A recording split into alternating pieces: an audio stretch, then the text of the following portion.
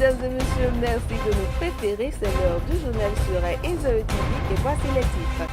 Nous sommes le 9 décembre 2015 et c'est aujourd'hui que commencent les hommages du peuple béninois au général Mathieu Kérékou.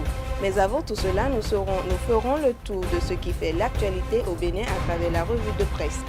À nouveau, bonsoir. Le point de l'actualité au Bénin avec Cadet Achirou, c'est la revue de presse. Mercredi 9 décembre 2015. Au cœur de l'actualité relayée par les journaux, la présidentielle de 2016. Et c'est ce qui se relate à travers les unes respectives des 5 quotidiens d'information, à savoir l'Informateur, le Challenge, le Matin, la Tribune de la Capitale et l'Expression, qui ont tous curieusement pour titre identique ce matin, présidentielle 2016, Zinsou, Talon, la Vengeance et la Rivière.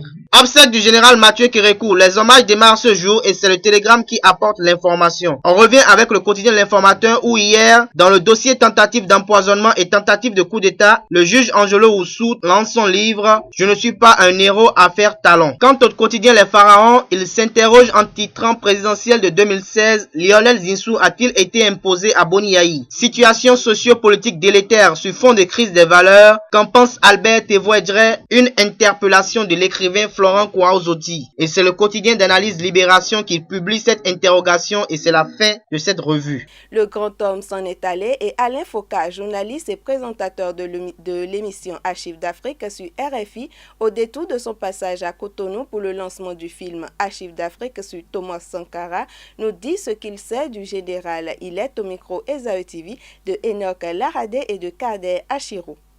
Je suis venu souvent le voir parce que je voulais lui consacrer plusieurs éditions d'Archives d'Afrique. Et il avait ce site particulier qu'il m'a reçu, mais n'a pas voulu parler devant un micro ou une caméra. A fait quelques confidences, a fait quelques plaisanteries, parce que je pense qu'il voulait que d'autres racontent son histoire, pas lui-même. Faire la transition telle qu'elle s'est déroulée en 90, ce n'était pas gagné.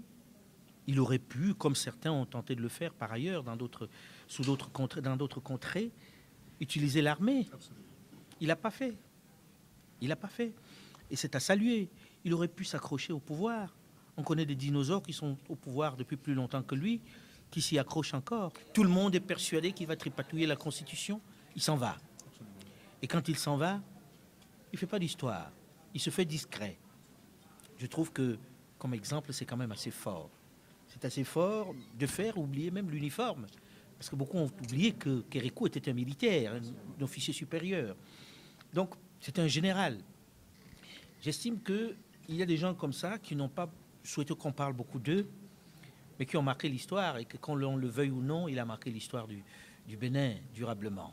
3 ans après les affaires dites de tentative d'empoisonnement et de coup d'état du président Boniaï, le juge Angelo Oussou, chargé des 10 dossiers, lance son livre intitulé « Je ne suis pas un héros, affaire Talon ». Le livre a été lancé hier à Cotonou et EZE TV revient sur l'événement. C'est un compte rendu, rien qu'un compte rendu, dit cite le juge Angelo Oussou de son livre « Je ne suis pas un héros, affaire Talon ». De 276 pages, l'ouvrage relate tous les épisodes du feuilleton des non-lieux. Pour rappel, les faits remontent à mai 2013 où le jeune juge dans l'affaire dite de tentative d'empoisonnement et de coup d'État qui opposait le chef d'État béninois Yahi Boni à l'homme d'affaires Patrice Talon trouve le dossier vide et creux. Après la dite décision, il s'exile aux États-Unis et rentre en août 2015.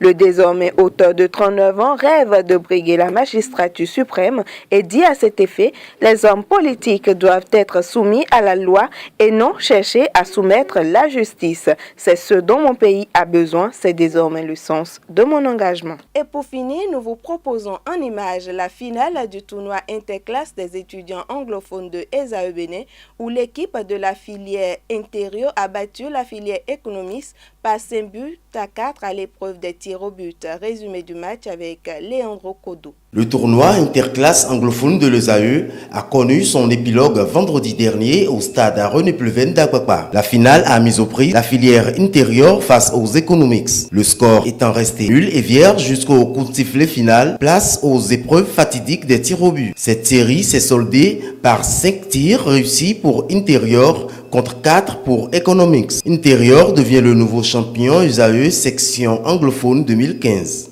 Well, first of all, I'm very proud of my team. La compétition s'est déroulée sous la houlette des membres de l'administration des AE. Après les études, il faut la distraction. C'est une façon pour les étudiants de se distraire. Donc cette compétition vient à point nommé pour Esaïe Akwakpa. Je crois que l'objectif, c'est de mettre en place l'équipe de Akwakpa qui va rencontrer très bientôt l'équipe de Kaboma, histoire de créer l'équipe de Esaïe à proprement dit. Intérieur devra remettre son titre en jeu à la prochaine édition du tournoi interclasse anglophone de l'ESAE prévu pour 2016.